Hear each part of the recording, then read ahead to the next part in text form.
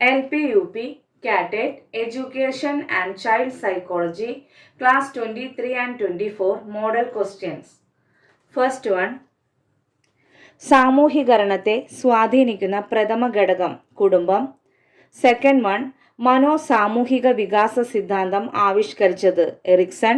Third one, Erik H എറിക്സന്റെ മനോസാമൂഹിക വികാസ സിദ്ധാന്ത പ്രകാരം സ്കൂൾ പ്രായത്തിൽ 6 വയസ്സ് മുതൽ 12 വയസ്സ് വരെ നേരിടുന്ന പ്രതിസന്ധി ഏതാണ്?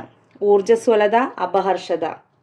ഫോർത്ത് വൺ, വികാരിയസ് പഠന സിദ്ധാന്തം ആരുമായി ബന്ധപ്പെട്ടിരിക്കുന്നു? ബന്ദൂര.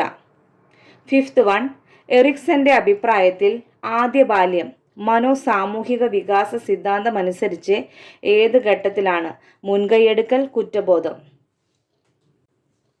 ഏതു പ്രായഘട്ടത്തിലെ ശിശുവികാസത്തിന്റെ സവിശേഷതയായിട്ടാണ് ഊർജ്ജസ്വലത, അപഹർഷത എറിക്സൺ ചൂണ്ടിക്കാട്ടുന്നത്? 6 വയസ്സ് മുതൽ 12 വയസ്സ് വരെ. സെവൻത്ത് വൺ, സമൂഹവൽക്കരണത്തിന്റെ പ്രയോക്താവ് Erik H Erikson. Eighth one, നിരീക്ഷണാത്മക പഠനത്തിന്റെ ആദ്യഘട്ടം ഏത്? മാതൃക നൽകൽ, മോഡലിംഗ്. നയൻത്ത് വൺ, നിരീക്ഷണാത്മക പഠനത്തിന്റെ അവസാന ഘട്ടം ഏത്?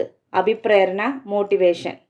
10th വൺ, സാമൂഹിക വികാസത്തിന് കാരണമാകുന്ന പ്രക്രിയകൾ ഏത്? നിരീക്ഷണം, അനുകരണം. Thank you.